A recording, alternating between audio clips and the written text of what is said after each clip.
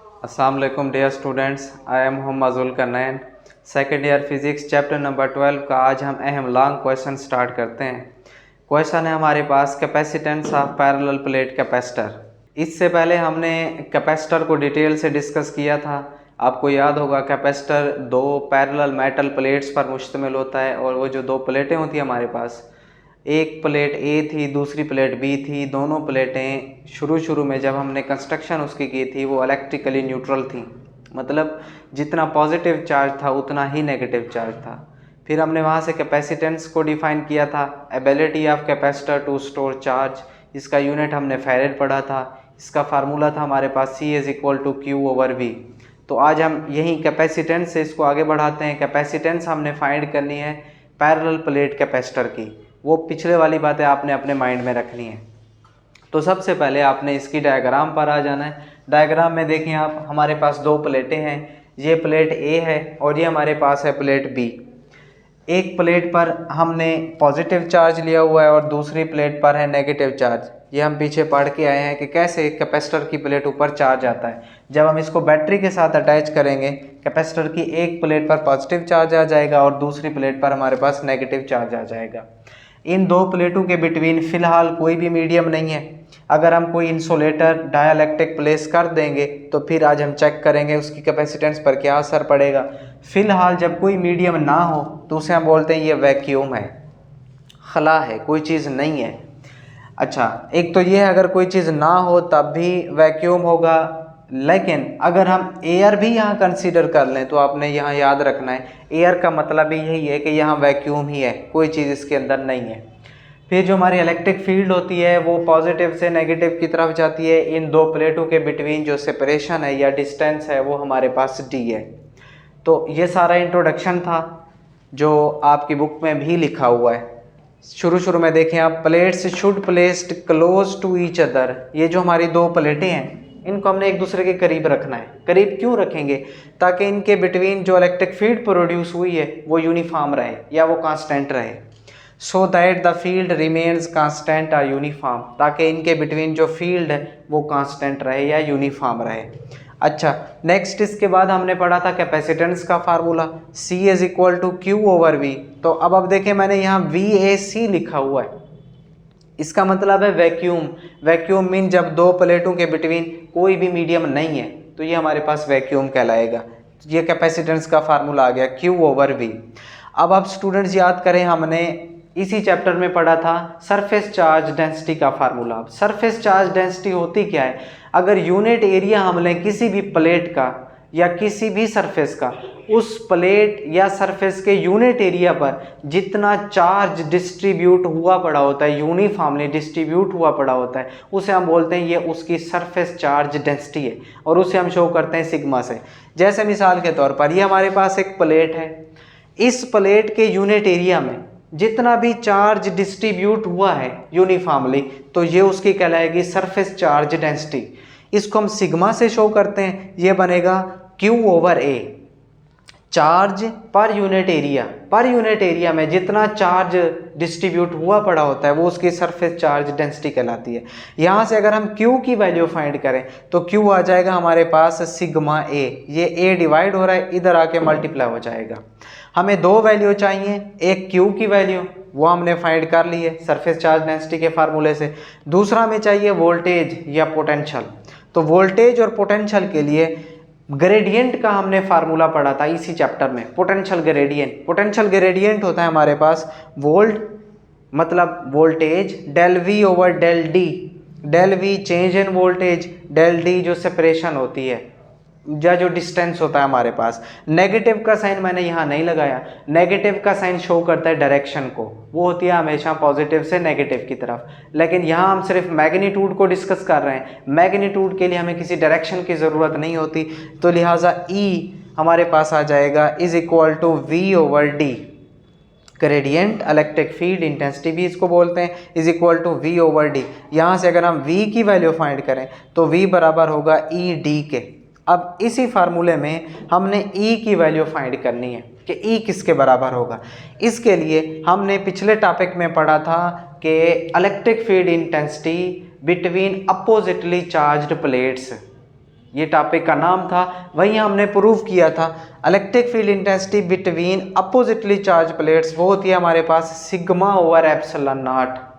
Sigma surface charge density, epsilon not हमारे पास थी परमिटिविटी ऑफ फ्री स्पेस, ये है एप्सिलॉन नॉट। तो इसी इक्वेशन में अब V इज इक्वल टू ई की जगह हम पुट कर देंगे सिग्मा ओवर एप्सिलॉन नॉट, और ये जो D है वो हमारे पास सेम रहेगा। तो इस इक्वेशन को हमने इक्वेशन 1 का नेम दिया था, ये 2 इक्वेशन थी, और ये बन जाएगी हमारे पास इक्वेशन नंबर 3।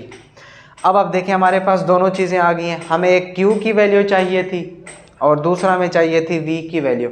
ये Q की वैल्यू भी हमने फाइंड कर ली है और हमने V की वैल्यू भी फाइंड कर ली है। ये दोनों वैल्यूज़ अब हम इक्वेशन नंबर 1 में पुट करते हैं। इक्वेशन 1 थी C vacuum is equal to Q over V, तो इसमें पुट करें C vacuum is equal to Q की जगह क्या आ जाएगा सिग्मा A, ये लिखा हुआ है सिग्मा A ओवर, नेक्स्ट हमारे पास नीचे V था, V की जे वैल्यू आई है sigma over epsilon not into D, तो ये आ जाएगा sigma over epsilon not into D, ये मैंने सारा लिखा हुआ है। तो अब सिग्मा से सिग्मा कैंसिल हो जाएगा, बाकी रह जाएगा हमारे पास A epsilon not over D।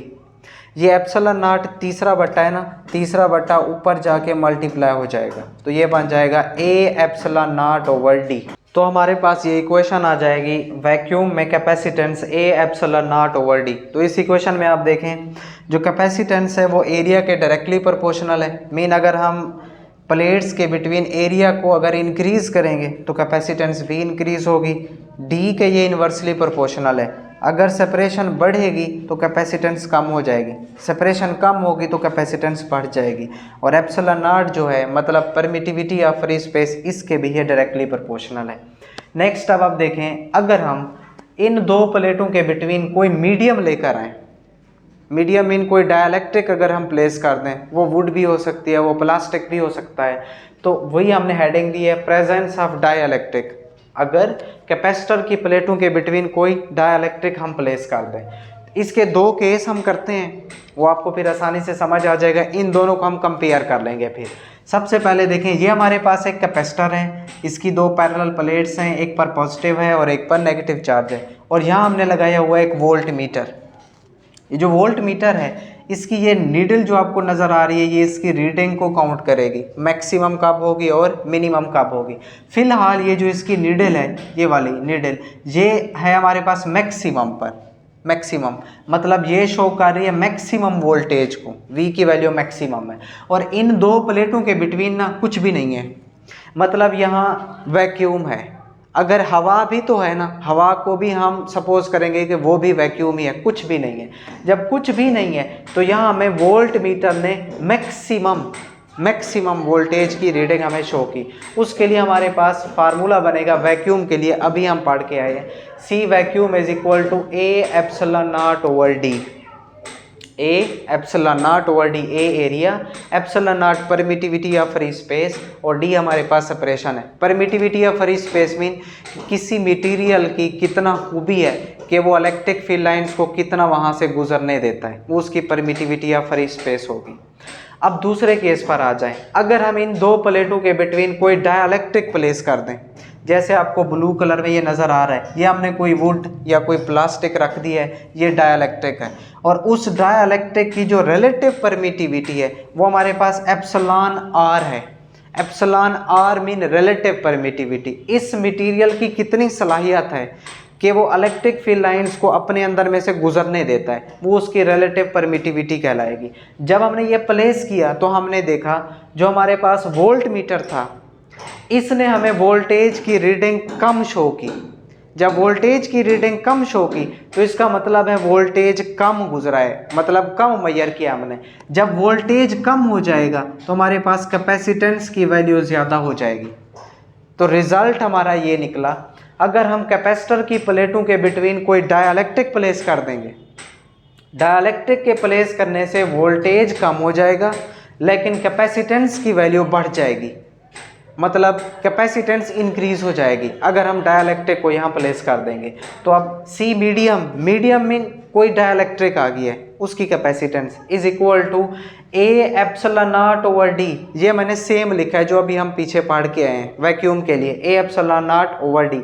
और साथ हमने लिखा है epsilon R. Epsilon R mean relative permittivity. Relative permittivity क्यों मैंने यहाँ पर लिखा है रिलेटिव परमिटिविटी, डायरेक्ट ही इसके क्यों है, नीचे हमने क्यों नहीं लिखा? क्योंकि अभी मैंने आपको बताया मीडियम के डालने से कैपेसिटेंस बढ़ जाती है। जब बढ़ जाती है तो इसके ये डायरेक्टली प्रोपोर्शनल होना चाहिए। अगर मैं इस एप्सिलॉन आर को नीचे लिख देता हूँ तो इसका मतलब ये इन्वर्स में है, और हमने अभी जो तजर्बा किया है उसमें इन्वर्स में नहीं थे बल्कि वो डायरेक्ट में थे। जब डायरेक्ट में है तो जितना ज़्यादा एप्सिलॉन आर होगा उतना ज़्यादा हमारे पास कैपेसिटेंस होगी। इसका मतलब अब कैपेसिटेंस और जो एप्सिलॉन आर है ये एक दूसरे के डायरेक्टली प्रोपोर्शनल है। मीडियम आएगा तो कैपेसिटेंस बढ़ जाएगी, मीडियम नहीं होगा तो कैपेसिटेंस कम हो जाएगी। अब यहाँ से अगर हम एप्सिलॉन आर की वैल्यू निकालना चाहें, इक्वेशन बी को इक्वेशन ए पर आपने डिवाइड कर देना है। ये इक्वेशन ए है, जब वैक्यूम था कुछ भी नहीं था, फ्री स्पेस थी, और ये हमारे पास इक्वेशन बी है जब हमने इन दोनों के बिटवीन, प्लेटों के बिटवीन कोई मीडियम को प्लेस कर दिए। जब डिवाइड करेंगे तो लेफ्ट हैंड साइड को लेफ्ट हैंड साइड पर, राइट हैंड साइड को राइट हैंड साइड पर, सी मीडियम और सी वैक्यूम, ये बी की हमारे पास आ जाएगी साइड, और ये आ जाएगी ए की साइड सी वैक्यूम। अब बी की आप यहाँ पर पुट करें right hand side, A epsilon not epsilon R over D. इसके बाद डिवाइड कर दें ए की राइट हैंड साइड पर A epsilon not over D. A epsilon not over D से A epsilon not over D cancel, ये दोनों एक दूसरे से कैंसिल हो जाएंगे, बटे में जब आएंगे, और बाकी यहाँ से रह गया एप्सिलॉन आर। अब एप्सिलॉन आर किसके बराबर हुआ? सी मीडियम ओवर सी वैक्यूम। मतलब capacitance in the presence of medium, capacitance without medium मतलब वैक्यूम।